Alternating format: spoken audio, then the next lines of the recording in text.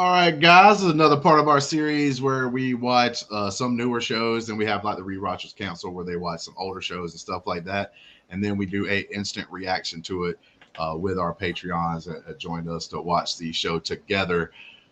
We have Big Daddy Greg, also Big Daddy Matt in the darkness, and we have getting character locked. And we have, well, I can't say Big Daddy, so I have to say something else. We have beautiful Brandi over here joining us on this instant reaction to, almost at Game of Thrones, because it feels like freaking Game of Thrones, but it is House of Dragon Season 2, Episode 1. Guys, I was super excited about this show when it was announced, and like the first season did so well. Super hyped for the second season. We'll just go around with like an instant reaction of seeing the first season. Is this got you right back into it? Like, did it kind of like, okay, cool. Like, the first season of, or first episode of a season is almost always like, we got to set this, we got to kind of like set up the chessboard a little bit more here, let everything kind of get into a rhythm.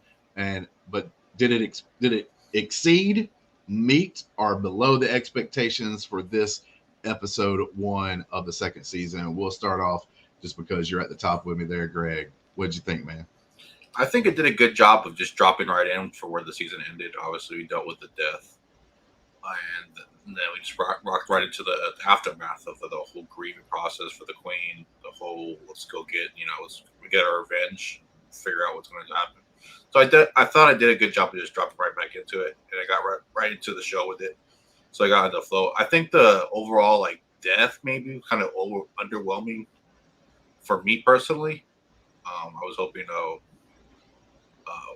what's my man? The homie went through it himself, but he got his little foot soldiers to do it. So it was a little underwhelming for me. But overall, it was a great episode. It got me right back into the season. All right, Brandi, man, what'd you think? It was interesting. They did get back into it, and you see, I mean, it wasn't so punch, but I'm sure that's going to get toward the end more. But, yeah, like Greg said, I was kind of hoping he would do it himself. Like, he sent the guys in there, the rat catchers, to go a son for a son. And, yeah, it was very interesting. I can't wait to see what else is going to happen. Matt, what'd you think, man? Did it meet your expectations of this episode 1? Yeah, they did a good job setting everything up. I definitely knew it was gonna be like a building up episode, so I wasn't expecting too much. But it held up, and the acting was really good. The writing was really good. Yeah, I'm happy with it. I want to see where they go with it. Matt, tell me if you don't think this right here. If y'all looking at Matt's background looks like he's in the tunnels. It looks like he's about to go take out somebody. Like, he's about to go catch some rats. Yeah, this is with the his thing. dog, but he won't kick his dog. Yeah, that guy. That scene, particularly the dog. I didn't like that part. I didn't like it.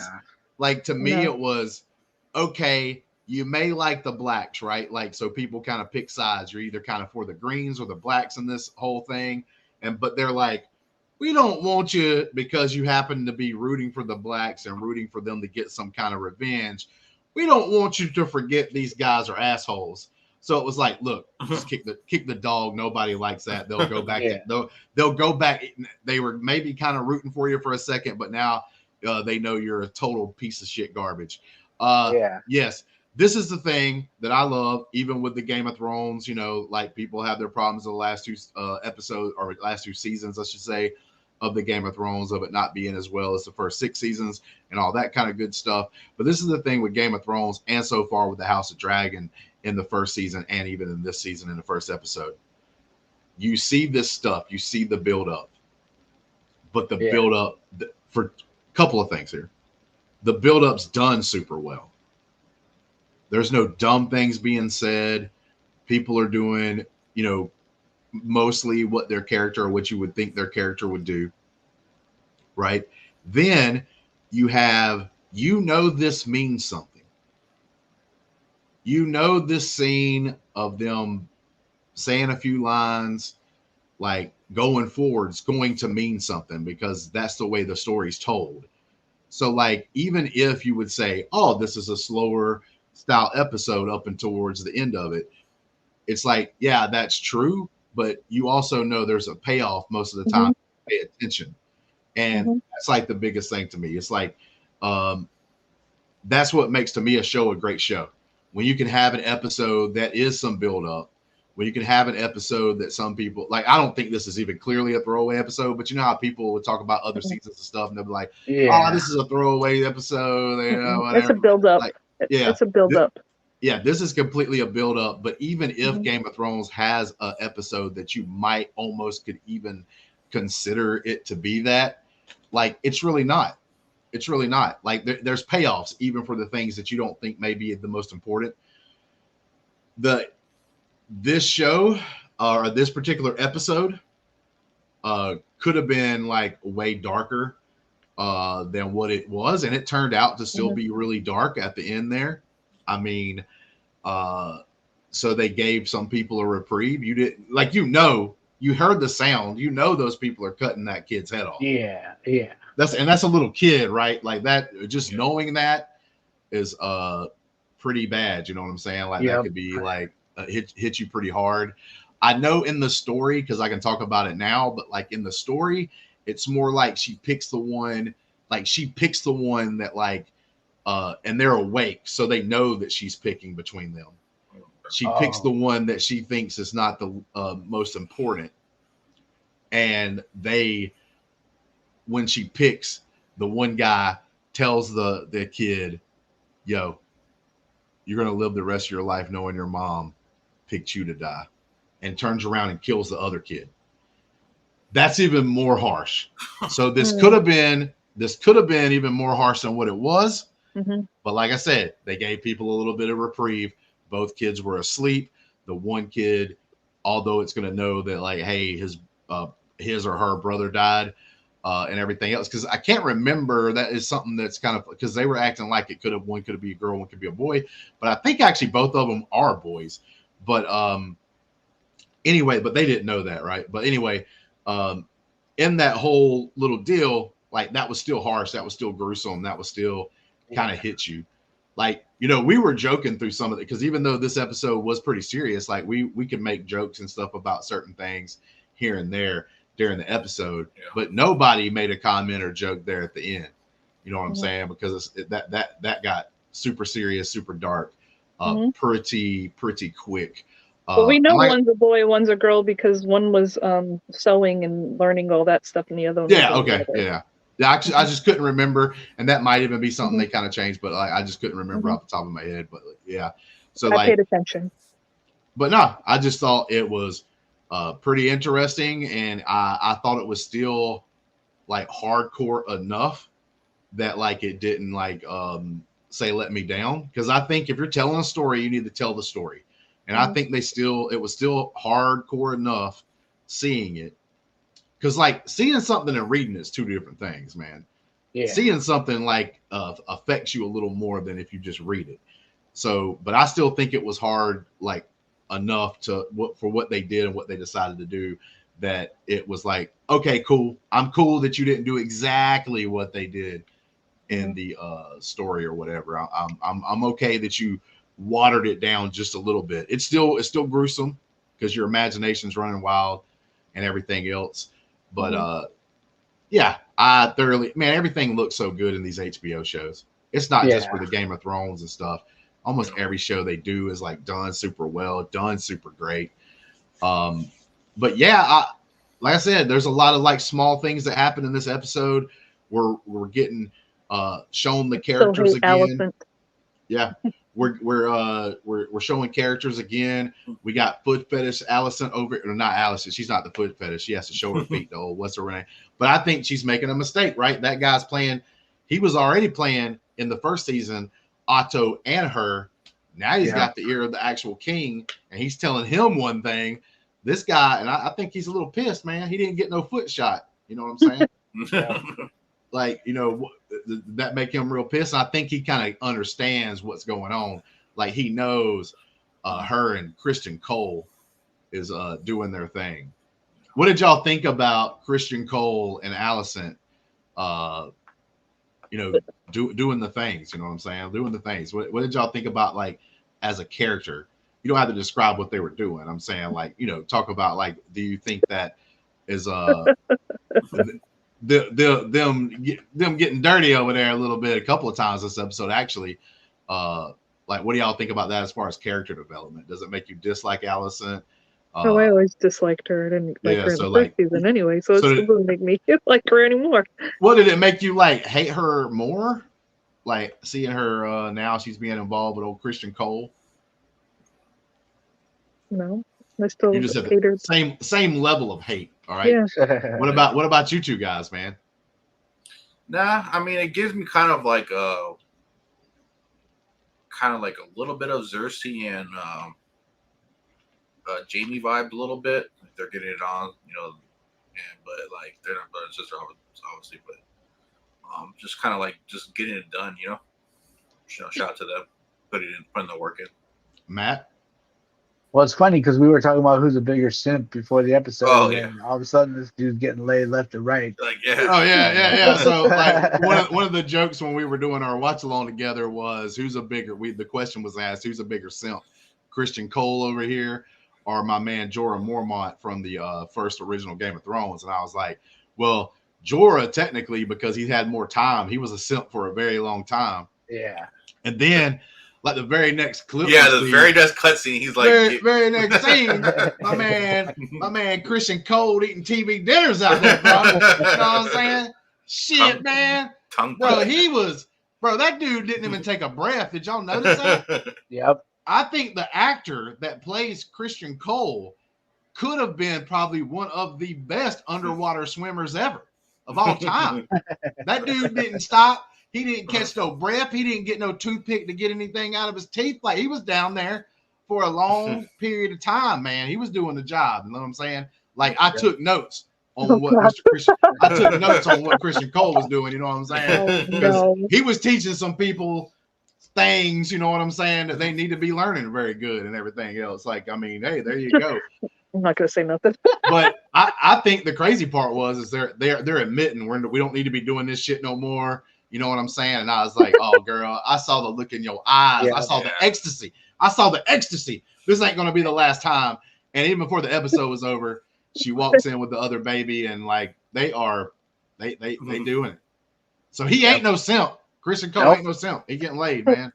He getting laid. He didn't even have to do any work because he was on the bottom. Yeah, man. But see, that's what you got to do, man. It's a give and take. You know what I'm saying? He was doing all the work in the first scene. Then he gets to be a little lazy in the next scene. That's what happens. You know what I'm saying? Like, so that I think that's fun to joke about or whatever, but it is what it is. But yeah, there's not a lot of intricacy to talk about. I do think, like I said before, these setup scenes are going to mean something. Mm-hmm. You saw Loras over there with his old messed up ass foot. You saw that scene. That's gonna be that, and you saw him talking to the king. That's going to come into play. I thought that was a very interesting scene of seeing the king hanging out with his friends on the freaking throne and talking they shit. You know what I'm saying? Mm-hmm. Like he was talking about his when they were drunk and they were talking and somebody said something about like the cock dragon or whatever, and he was like, "Oh, the beast will never be tamed." I thought that's like was a kind of a cool scene. Like overall, it's like dark. And you're like, well, he's the rat catcher, but he can only get on one floor. That's all he's supposed to take care of. So it's going to look weird if he goes to the next one. I thought that was actually pretty crazy. I actually thought that maybe his character was going to get the fuck out of there when he had the chance. But he was the one that had like the queen by knife. Knife, man. Like, and it's one of those things to where we talked about where we had, and these names get so close together sometimes, but Rhaenyra, not Rhaenyra, but Rhaenys, the older lady who has the dragon that we see that kind of back talked Aemon, put him in his place a little bit there for a second, but like, or Daemon. So like whenever she has that scene with Daemon and stuff and she back talks and everything else, but we saw her in the first season, and Daemon brings it up, if you just set the fire to the place, it's done. Yeah. Everybody's dead.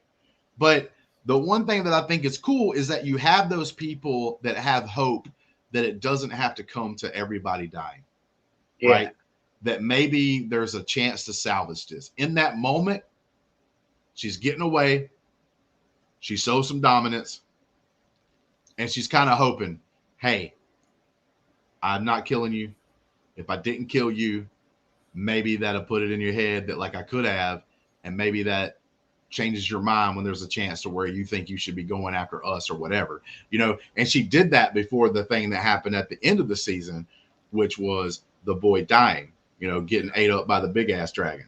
And like, so I'm excited for the next episodes. And like, you know, you're going to get like 45 minutes to an hour from HBO because they don't play that 30-minute, 25-minute game over here. We ain't doing Saturday morning cartoons on HBO. We're doing real life, you know, shows over here and everything else. So it like gets me excited. But it's one of those things. It's like, man, you waited 2 years. And I will say that if I gave this episode, and it's only because you had to wait so long to be able to get to this point, that like, man. Listen, they're hoping that nothing happens for season 3 because the first season they had COVID. The second season, they had the writer's strike and the actor strike, and now they're hoping there's nothing that goes up for season 3. But they have it written before. Oh yeah, no. Everything was written before. I'm just saying with the 2-year gap, like if I were to say give a score, and we can go around and get some scores, and then I'll ask one more question before we get out of here for everybody to answer, and then we'll get out of here. But overall, like I'm gonna say I give this score like an 8 out of 10. I know this episode's better than an 8 out of 10. I didn't really see hardly any flaws. The acting was freaking, we saw it in the first season. The acting's fucking fantastic. The characters are cool. The stories they tell are cool so far. I know this is built up and everything else, but it was kind of like a subdued episode until they jump on the kid and start cutting his head off. Okay. But you know, take that part out of it. It was kind of a slower episode and all that stuff. So I give it an 8 though, because it's like, bro, I was rock hard for this episode, man. And I wanted like things to burn, you know what I'm saying? But like it didn't burn enough. But like I said, I think if we would have only had to wait the normal length of time between seasons where it's just like a year, so the next year, and the hype is real, man. Like, but what would y'all actually give for this episode? Not obviously this is the first episode, but as we go forward, we'll give each episode an individual score on like on that episode when we do it. Not as far as a whole season. We'll give a whole season score at the end of it. But Greg, man, what did you think as far as an episode of TV, man? What'd you give it? Give it a hard 7. Hard 7. Hard 7. We got sex. We got dragons. Just like I said, the Game of Thrones is known for its deaths. And I thought this was a little lackluster, so I'll give it a 7.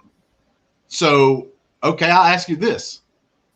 You're talking about the death at the end. We did get a death in this, but like, so are you telling me, would you have upscaled this to a 9 out of 10? Oh, it'd been like a 9 or 10.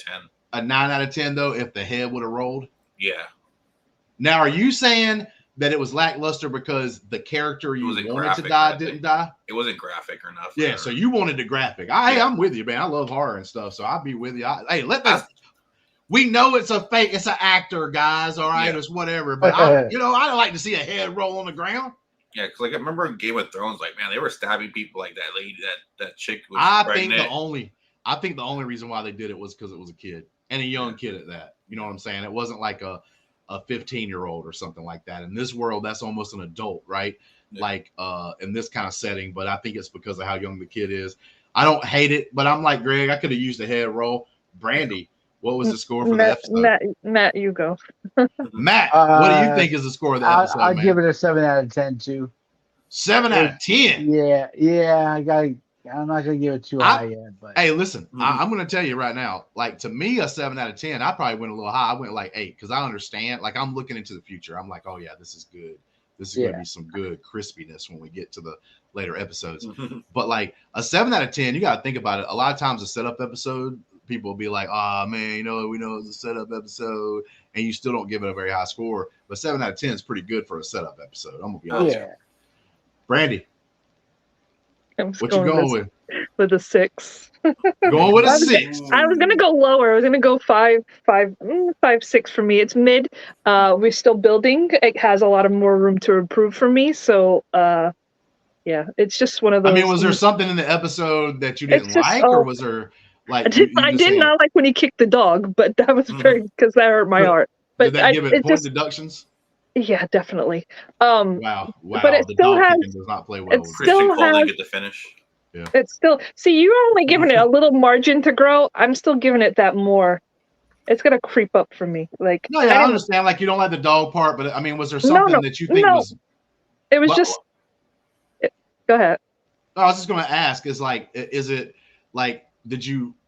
Is there something you didn't like in the episode, or are you saying you're giving it that low of a score because you know it's all set up and you're waiting for the setup stuff to happen? I'm waiting for more stuff to come, but it was mid-range for me. It wasn't like super. Oh my god, it was so good. No, it's mid. I'm gonna tell you like it is for me. It's mid. So it's like 5, 6 for me. Like it has room to grow. You're still like there were some parts I was just like, okay, what's going on? Like I wasn't like enthralled into it, like wasn't pulled in like completely, but it has time for that. So yeah, I think I agree a little bit. Like to a certain point, it was like a lot of, and I think they had to do it. Like the reason why I'm giving it a little bit see what we get, you know, like I'm giving it a little bit of a higher score because I realized that in this episode they kind of had to. We had to go see the sea snake for a little bit. We had to see what's going on a little bit there. We had to see both the blacks and the greens. Yeah, it was a little bit here and there, but it's building up to it, and so like that's why. I ain't gonna lie to you. I gave it an 8 because I got to see the north, baby. I got to see the north, son. You got to see the wall. The north and the wall, boy. The wall. You know what I'm saying? The Starks when they march their slow asses down there and they send in the old men. But the old man Starks are better than young men Tullys. You know what I'm saying? Like, get the hell out of here. If you like Tullys, you a loser. You know what I'm saying? If you like them stupid ass houses out there, they weak. They weak. This is hard as granite. And Dorne is the other one. But the problem is they didn't do Dorne right in the first damn season or whatever, man. The Dornes are, you know, R.I.P. Oberyn Martell, one of my favorite characters of all time. Man, how did he had to go out like that, bro? Rest in peace, Oro. I am never gonna forget the fact that like I watched that episode before Oberyn and the mountain fights in the Game of Thrones, and I was like, and there was a week, extra week gap because it was like Mother's Day or something, and they was like giving us extra time, like a week off of the show. So I had 2 weeks, man, and I freaking sped read, baby. I was over there like, and I was just swiping because I was on like a Nook. I was on a Nook. This is how far back this is. So I'm over here finger swapping pages because I'm a super fast reader. If you couldn't tell, I'm like blah blah blah blah blah blah blah blah blah blah blah blah blah, and I get to the fight, and I'm reading it, and then I read what happens, and then I'm like, that can't be right. I misread something. You know what I'm saying? I'm from Alabama. That's an easy thing to do for me to misinterpret something. So I'm like, I flip back. I have my Nook in my hand. It's expensive. I go back one page, and I'm rereading that thing. And I'm being super careful. I'm reading it slow now. And I realize, nah, man, that shit really happened. Oh, and I'm like so damn mad, dude. I'm in the middle. I am throwing this Nook to the wall, man. I'm about to smash the shit out of this thing. And as I'm halfway through throwing it, I just let it go because I realized how expensive it was. So my Nook just fell on the bed because I was sitting up in the bed reading that damn thing late at night, bro. I was like so damn mad, dude. Whoa. I almost went out. It was probably like 2 o'clock in the morning when I read that shit. I almost went out and whooped somebody's ass. Like just a random innocent person. And they was going to be like, why am I getting my ass whooped? Because Oberyn died, you son of a bitch. So that's what I look forward to when you read? Like, I'm going to be in another room. That's the only time it's ever happened. I mean, let's be honest. But that's the great thing, man. George R. Martin and the way they tell these stories is you get so enthralled, man. One more thing, and then we're going to get out of here. Sorry, I'm kind of rambling. But like I was just super hyped for the show. But when we watch Game of Thrones, the original, and you have the one guy say Hodor. And you're like, oh, that's a stupid ass name for this dude that can't even. No, don't even go. That's triggering for me. And then you find out why his name is Hodor, man. No, that took 6 seasons. Spanish for Hodor. Yeah, listen, that took 6 seasons of build up, man. We didn't know nothing about it. And then all of a sudden we learn, bro, and it just kicks you in the heart. Yep. I got 2 questions for y'all. Yeah, what's up? How do you think the Queen's gonna react that knowing that it wasn't Damon that died? Not Damon. Wasn't Aemon. Yeah, Aemon that she wanted killed. And I think okay, it's like bittersweet because like you're getting some revenge because it is one of their kids, one of their boys. It is a boy for a boy.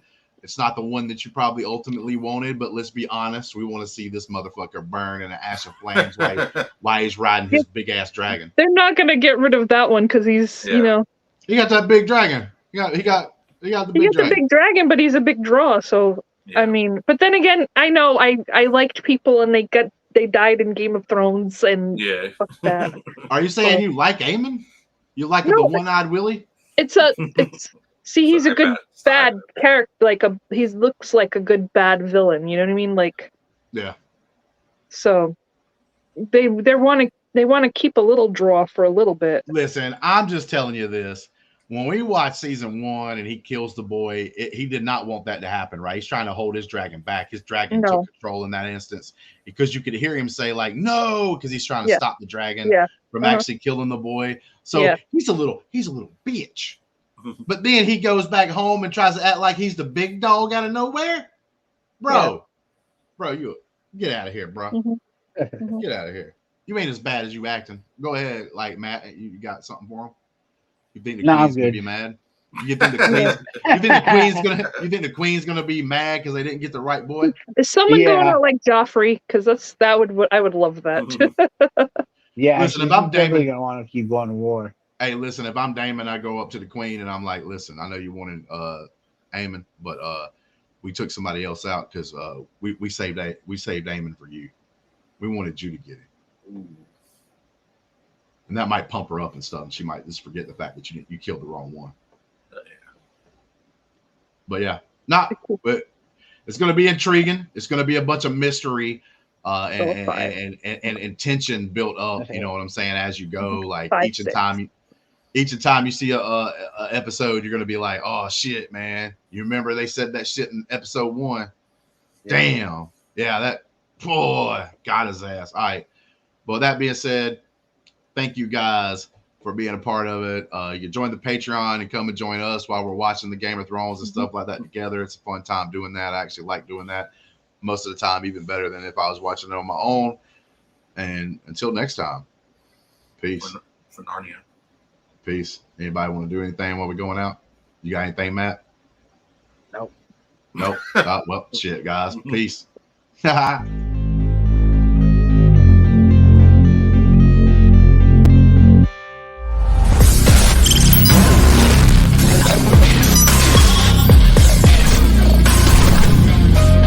ain't that coder. No. I'm still recording. What a dumbass.